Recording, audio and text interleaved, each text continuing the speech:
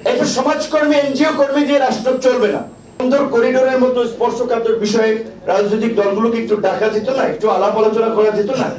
আমরা প্রফেসর ইউনূসকে সম্মান করি, তার প্রতি আমাদের অগাধ শ্রদ্ধা ভালোবাসা, কিন্তু তার পুরো ক্যাবিনেটে একটা পলিটিক্যাল লোক নেই। রাষ্ট্র একটা বড় পলিটিক্যাল প্রতিষ্ঠান, রাষ্ট্র চালাইতে হলে রাজনীতিবিদদের দরকার আছে। আমরা যেটা শুরু থেকে বলে আসছিলাম, হয় অভ্যুত্থানের অংশীজনদের নিয়ে এদিকে জাতীয় ঐক্যমত্য সরকার করেন, অথবা এই যে উপদেষ্টা পরিষদ আছে এটাকে পুনর্গঠন করেন। যাই হোক, জাতীয় সরকার পুনর্গঠন আপনারা করতে পারতেন।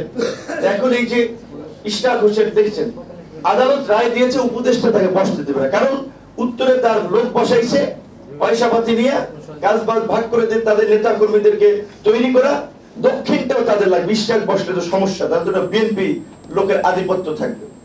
এই যে ইশরাক সমর্থকরা যে 5-7 দিন ধরে আন্দোলন করলো, এবং আমরা জানি না আসলে প্রধান উপদেষ্টা এই ধরনের কথা বলেছেন, আমার বিশ্বাস তিনি বলবেন না। তিনি এত কি বলবেন, এত ইমেচিউর লোক না, তিনি বলছেন আমি পদত্যাগ করবো। কিন্তু এইটা মার্কেটে ছাড়লো কারা? সমস্ত নিউজে এই বিভ্রান্তি প্রপাগান্ডারা ছাড়লো কারা? এই নতুন দল আমাদের ছাত্র বন্ধুদের কয়েকজন এনসিপি, তারা হচ্ছে সোর্স। বিবিসি নিউজ করছে, রয়টার্স নিউজ করছে, নিউ ইয়র্ক টাইমস নিউজ করছে যে চাপে, নির্বাচনের চাপে ইউনূস পদত্যাগ করবেন। কেউ কি তারা পদত্যাগ করার জন্য বলেছি? কোন দলকে আমরা বলিনি। বিএনপি সহ অনেক দল আমরা বলছি যে দেশের বর্তমান প্রেক্ষাপটে যেভাবে ষড়যন্ত্র এবং সংকট তৈরি হচ্ছে, আর নির্বাচন একটা টাইমলাইনটা দিয়েছে, এটা স্পষ্ট সময় ডিসেম্বর থেকে আর আপনার জুন, কবে নির্বাচন? ডিসেম্বর জুনের মধ্যে কবে হবে? এর মধ্যে রোজা, ঈদ, কুরবানি, আবার বর্ষা।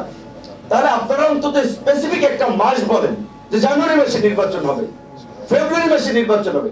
এই কারণে আমরা বারবার রোড ম্যাপের কথা বলছি, কিন্তু একই সাথে এটাও কিন্তু আমরা পরিষ্কার বলছি প্রয়োজনীয় যা সংস্কার করতে চায় সরকার এবং আমরা যেটা সবাই একমত হই, সেই সংস্কার বাস্তবায়ন আমরা ন্যূনতম ছাড় দেব না। সুতরাং এখানে রাজনৈতিক কোন দল ক্ষমতায় যাওয়ার জন্য ইউনূস সাহেবকে টেনে নামাতে চায়, এই সমস্ত প্রপাগান্ডা, বিভ্রান্তি ছড়ে সোশ্যাল মিডিয়ার মাধ্যমে মানুষকে বিভ্রান্ত তৈরি করাচ্ছে। এ বিষয়ে আমাদের সচেতনতা দরকার, এবং বন্দর এবং পোর্টকে আমরা প্রধান উপদেষ্টার সাথে বিনয়ের সাথে বলবো, আপনি এই সিদ্ধান্ত থেকে সরে আসেন। আপনারা অল্প সময়ের জন্য এসেছেন, নির্বাচন এবং এই সংস্কারটা বাস্তবায়ন, আপনার এত জটিল বিষয় তো ঢোকার দরকার নাই। নির্বাচন তো ডিসেম্বরে হয়ে গেল, আর সময় আছে কয় মাস? 6-7 মাস। তাহলে এই যে পরবর্তী গভর্নমেন্ট সিদ্ধান্ত নেয়, যেহেতু রাজনৈতিক দলের জায়গা থেকে আপত্তি এসেছে, আমাদের যে আহ্বান, আমাদের সিনিয়র নেতৃবৃন্দ আছে, লেট এসেছি টানা কয়েকদিন সকাল বিকাল বিভিন্ন প্রোগ্রাম শেষে দুঃখিত। ধন্যবাদ।